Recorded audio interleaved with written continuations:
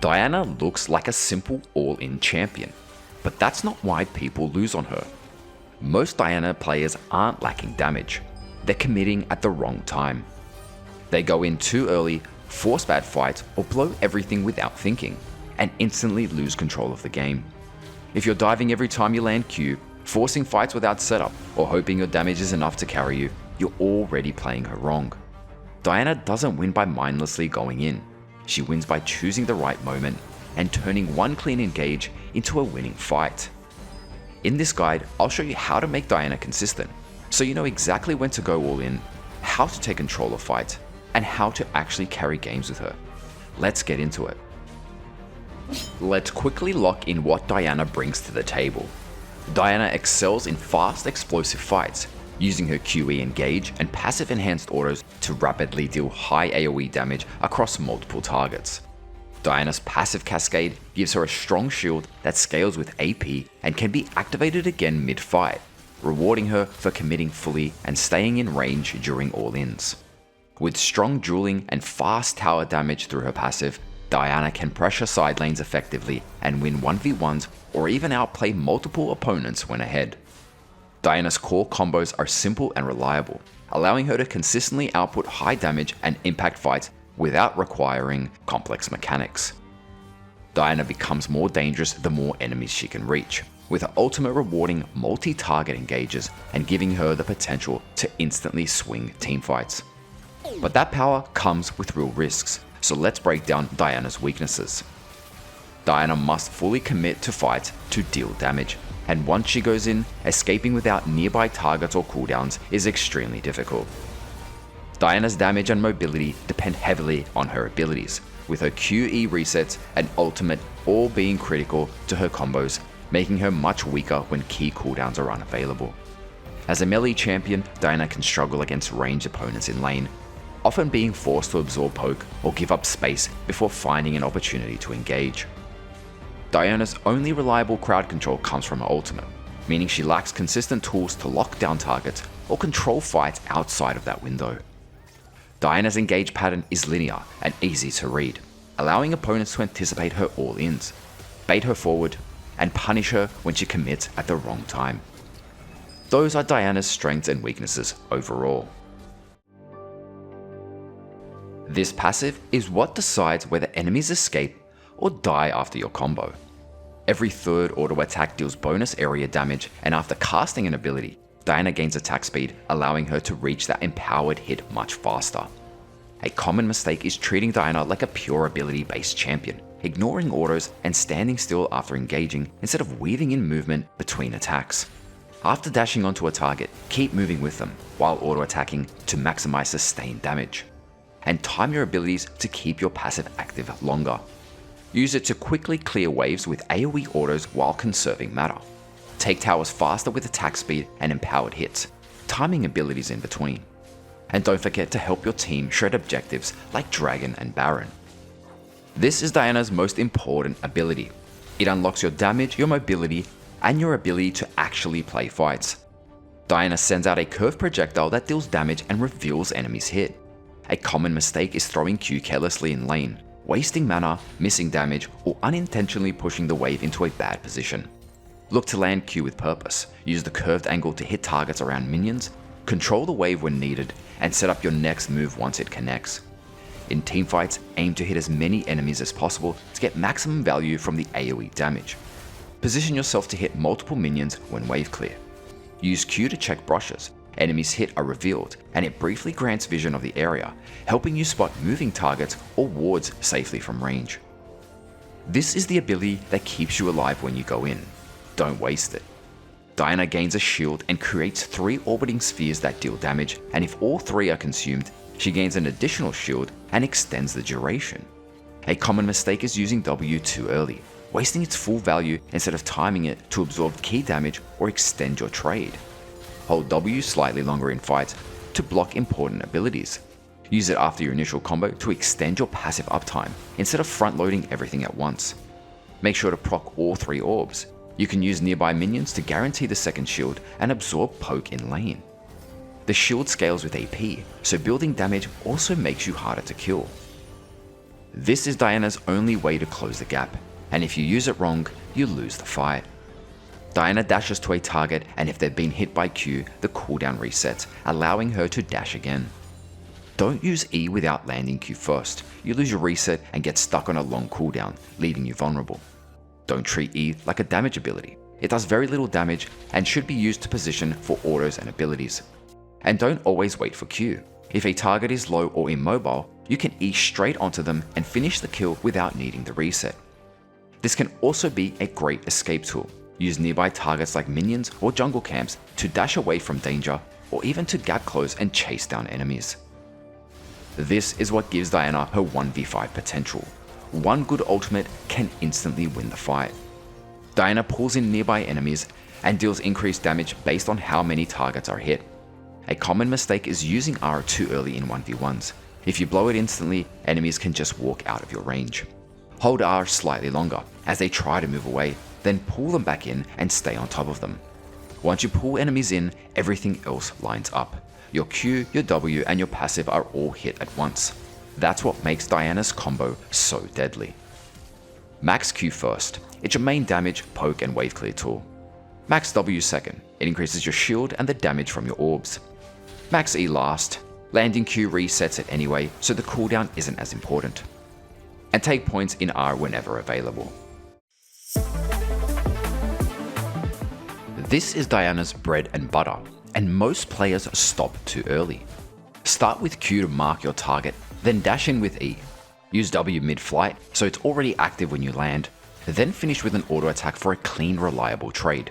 From there, the combo becomes flexible. If the enemy moves out of range or uses a dash, you can follow up with your second E to stick on them and continue auto attacking. In lane, you can also use that second E defensively.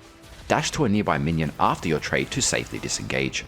This gives you reliable burst with the flexibility to either run them down or get out clean. Q, E, W, auto attack. This is Diana's all-in. Once you commit, you're looking to kill. Start with Q to mark your target, then dash in with E and activate W mid-flight so it's already active when you land. Auto attack, then use your ultimate to pull them back in once they try to create distance. From there, continue auto attacking and adapt. If they dash, follow with your second E, or wait for your cooldowns to come back up to extend the fight. Q, E, W auto attack R. This is your fastest way to commit. Use it when you don't have time to set up or need to catch enemies off guard. Start with E to instantly close the gap. Activate W as you go in, then use your ultimate immediately to lock them in place before they can react. Follow up with Q after for the rest of your damage. Use this when you see a quick window or need to engage before the enemy can respond. E, W, R, Q. This is how you turn a front-to-back fight into a backline kill. Start with Q to mark your target, then dash in with E and activate W as you engage. Use your ultimate while multiple enemies are around you to stack the damage. Then just before it crashes down, dash to a backline target to redirect that burst onto them. Use this when enemies are grouped. You engage on the front, then instantly shift to the backline for a high impact pick. Q, E, W, R, E. These are your core combos. Lock them in.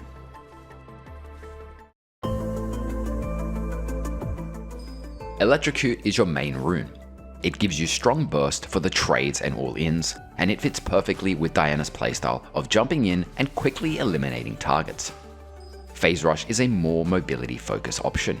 After going in with your combo, it gives you movement speed to reposition or disengage, which helps cover one of Diana's main weaknesses, committing too hard. If you're unsure, Electrocute is always the most consistent choice. Start with Doran's Ring and 2 health potions. This gives you everything you need early: ability, power, health, and mana sustain. Your core build in most games will be Storm Surge, Sorcerer's Shoes into Shadow Flame. Storm Surge gives you strong burst and magic penetration, making it perfect for Diana's playstyle. Shadow Flame further increases your damage and helps you consistently one-shot squishy targets. Sorcerer's Shoes are your default. If you need defense, Mercury Treads against heavy AP or CC, and Plated Steel Caps against heavy AD. If you're unsure, stick with Sorcerer's Shoes. Zhonya's is one of Diana's most important items. It lets you commit without instantly dying. Your ultimate will still go off while you're in stasis, so you can engage, press R, then use Zhonya's to stay safe while the damage lands. Rabadon's Death Cap, a massive power spike. Not only does it increase your damage, but it strengthens your W shield, making you much harder to deal with. And you want to pick up Void Staff when enemies start stacking magic resist. Banshee's Veil is good against heavy pick or CC comps where you need protection before going in. You want Magi Soul Stealer if you're snowballing. This can massively increase your damage and carry potential. These are more situational but still viable options. Nash's Tooth for more sustained damage. Lichbane for stronger burst and tower damage. Hextech Rocket Belt for the extra mobility and engage potential. As for summoner spells, always take Flash. It's essential for repositioning, engaging, and securing kills. Ignite is your default second spell. It gives you kill pressure and helps you snowball early. Teleport is very situational. Take it if you need a safer lane or want more map control, but in most games, Ignite is the better choice. In the early game, you want to play relatively safe until level 3. Focus on farming with Q and use your W when you need to walk up and absorb damage. Try not to take unnecessary poke early, especially before you have access to your full combo. Wave control is really important here. In most cases, you want the wave closer to your side of the lane. This gives you more space to trade and makes it easier to punish enemies when they step too far forward. If you do decide to push, make sure you're playing toward your vision so you don't get caught off by the enemy jungler. You don't want to force trades too early, you want to set them up. Before going in, try to stay healthy, keep the wave manageable, and look for moments where the enemy has used important abilities. Landing a Q beforehand to chip them down will make your trades much more reliable. Once you reach level 6, your pressure increases a lot. You now have a real kill threat with your all-in combo, especially against squishy targets. This is where you can start looking for all-ins and more decisive fights. Diana is very strong in skirmishes, especially once you have your ultimate. If your jungler is fighting nearby, be ready to move. You can have a big impact in river fights and small engagements. Before roaming, you usually want to push your wave. Once the wave is pushed in, you can look to move to side lanes or help your jungler. After level 6, your roams become much more threatening and can often lead to kills or summon a spell usage at the minimum. If your laner leaves and you can't follow, look to punish it. Push the wave and take plates. Diana can take towers surprisingly fast, so you can often gain an advantage just by staying in lane and playing it correctly. Mid-game is where Diana really starts to take over. With a few items completed, you have enough damage to burst most squishy targets, so start looking for picks whenever you can. Catching a single enemy out of position can open up the map and lead to objectives. You should actively look for opportunities to engage. Diana thrives when enemies are grouped or lacking vision. Fights around river, jungle, and objectives are ideal, where you can land multi-target ultimates and create chaos. Even trading your life for multiple enemies can be worth it if it leads to objective or winning a fight. Mid-game fights often happen around objectives. Be ready to move early and help your team secure Dragons, Herald, or Baron. You deal strong sustained damage with your abilities and passive, so contribute whenever possible, but be ready to turn and fight if needed. If you're behind or need more gold, side laning is a reliable option. Pick up waves safely and look for isolated targets. You can win most 1v1s, but if multiple enemies collapse, focus on escaping or stalling while your team gains pressure elsewhere. If you're ahead, you can apply pressure in side lanes. Diana takes towers quickly, so drawing enemies to you can open up the map for your team. However, in most cases, grouping is still more reliable since your teamfight impact is very high. Vision becomes important here. Diana is much stronger when enemies can't see her coming. Use control wards or oracle lens to deny vision and create pick opportunities. If you're ahead, look to keep the pressure high and close out the game while you're strongest. Look for synergy with your team, especially your support. If you have shielding or healing behind you, you can play much more aggressively and push your limits in fights. Always look to contribute to objectives. Your consistent damage makes you very effective at taking them, so make sure you're doing this still. Teamfights can play out very differently, but your goal is always to have a clear role in each fight. Your biggest impact comes from hitting multiple enemies. If you land your ultimate on several targets, you massively increase your chances of winning the fight. If you have access to the backline, look to eliminate squishy carries. Taking out a key target early can decide the entire fight before it even begins. If your team lacks engage, it often falls to you. Look for flanks or unexpected angles so you can go in before the enemy has time to react. If your team doesn't have a true frontline, you may need to fill that role. Going in will draw a lot of pressure, so use tools like Zhonya's to buy time and survive while your team follows up. If you can't reach the backline and your carry is ahead, focus on protecting them. Use your damage and ultimate to disrupt enemies diving onto your team. Late game is much less forgiving. If you go in at the wrong time, you'll be punished heavily. But one good ultimate can still decide the entire game.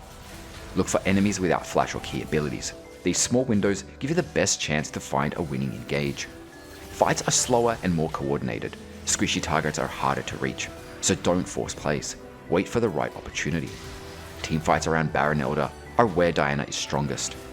Tight spaces make it easier to hit multiple targets and have big impact.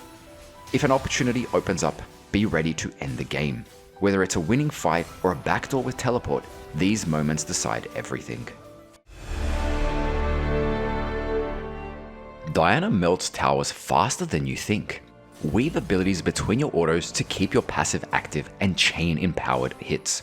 With items like Lichbane or Nash's Tooth, this becomes even faster. Leave her alone for a few seconds and the tower is gone. When Diana gets stronger, she can actually lose one of her best gap close tools. If your Q starts one-shotting minions, you can't use them to dash anymore, unless you act instantly. Q then immediately E. Even if the target dies mid-dash, your E still resets, letting you chain another dash. Don't let your damage hold you back. Most players lose a chunk of damage in their main trade without realizing it. If you use W too early around minions, the orbs will hit them instead of your target. Wait until you're on top of the enemy, then activate W to guarantee full damage. Don't let minions block your combo. If you don't have vision, you can't dash, so create it first. Use Q over walls to reveal camps or targets, then instantly E to escape. If Q isn't available, drop a ward or use nearby vision tools, then dash out. No vision, no escape. Diana can reach places most champions can't. You can dash across many walls using targets like jungle camps or champions. Use this around Baron or Dragon to escape, reposition, or go for clutch steals. One dash can change the fight. This is where Diana starts to feel broken. You can get 3 dashes off a single Q if you time it correctly. Dash early before Q lands, then use your resets on marked targets to chain multiple E's and cover a huge distance. 1 Q, 3 dashes. This is the fastest way to land Q with almost no reaction time. Cast Q first, then flash to reposition mid-flight, making it much harder to dodge. It's not just for finishing kills, you can use it to instantly start your main trade and catch enemies off guard. Faster Q, faster kill. This is your fastest way to land a surprise ultimate. Press R, then instantly flash during the small window before the pull. This reduces reaction time and catches enemies before they can escape, especially when your E is down. No warning, just pull. Missing your ultimate on mobile targets? Not anymore. As it's about to crush down, use Rocket Belt to catch targets trying to escape or dodge. This lets you follow dashes or shift onto a better target mid-fight. Adjust it before it lands. When you get the chance, use this. Rocket Belt resets your auto attack. Auto, Rocket Belt, then auto again to reach your empowered passive faster. This lets you hit your third auto sooner and burst much harder in trades. Faster autos, faster damage. Diana doesn't just rely on combos. This is how you win fights. Don't start fights without your empowered auto ready. Stack your passive on minions first, then go in with your third hit prepared. In short trades, this is the difference between a kill and them getting away. Start strong, win the trade. You don't always have to go in instantly. After landing Q, you can wait a moment before dashing in. This buys time for your cooldowns, letting you chain more damage once you commit. Wait when you can, then go all in. Don't throw away your chase. When you're already on top of an enemy and land Q again, don't instantly use E. If you consume Moonlight right away, you lose the mark, and if they flash or move into fog, you won't be able to follow. Hold the mark while you're fighting, then use E when they try to escape. Hold it, then chase. Make them think they win, then take it back. When you're low, enemies will overcommit to finish you. Hold your W, then activate your shield as they go in to absorb damage and flip the fight. Let them commit first, then punish it. Use your E at close range to dash through the enemy. From further away, you'll land in front, but up close, you go straight through them. This puts you behind them, making it easier to chase and land more autos as they retreat. It also lets you dodge abilities by shifting past them mid-fight. Get behind them, stay on them. If they use clones, punish them for it. Clones count as a champion for your ultimate, increasing its damage. More targets means more damage, even if they're not real. More bodies, more damage. Don't let walls save them. You can pull enemies over thin walls with your ultimate if they're close enough. This forces bad positioning and can instantly win fights against immobile targets. If they're near the wall, they're not safe. Don't let them get their ability off. Your ultimate can interrupt channel abilities if timed correctly. With good timing, you can also pull enemies mid-dash and stop their escape. Stop them before it happens. No E? Doesn't matter. As your ultimate is about to crash down, flash onto the backline target you want to kill. This lets you land your full damage where it matters most, even without a reset. No E, no problem. Fake the engage, then punish the reaction. Use E, then rocket belt to cancel the dash before you reach your target. This can bait abilities or summoners, then you can go back in with your next E. Make them react first, then punish it. Diana rewards players who commit. Pick your moment and go all in. Before breaking down matchups into easy, medium and hard, it's important to understand Diana's goal in lane. Your main objective is to manage the wave, stay healthy, and look for the right moment to commit. Diana is a champion that goes all in, so instead of trading consistently, you want to identify when you can fully commit with your abilities and win the fight. Once you build enough pressure or reach your level spikes, especially level 6, you can start looking for kills or strong skirmishes. Diana scales well with items and levels, and becomes much more threatening once she can reliably burst targets. These are lanes where Diana can find strong trades and pressure without much risk. These champions usually struggle to deal with your all-in once you're on top of them. When you find a good opportunity, you can commit with your combo and win most trades. You'll often have control over when fights happen, especially once you reach level 3 or 6. Mistakes are far more forgiving in these matchups, and you should look to build pressure and create kill opportunities whenever possible. These matchups are more skill dependent. They often come down to cooldown timing, positioning, and wave control. Some of these lanes are playable early, but get harder later, while others become easier once you have items. You don't always need to win these lanes. Just staying even while looking for good opportunities is often enough. Patience and decision making matter more than forcing plays. These are lanes where it's difficult to engage or safely commit.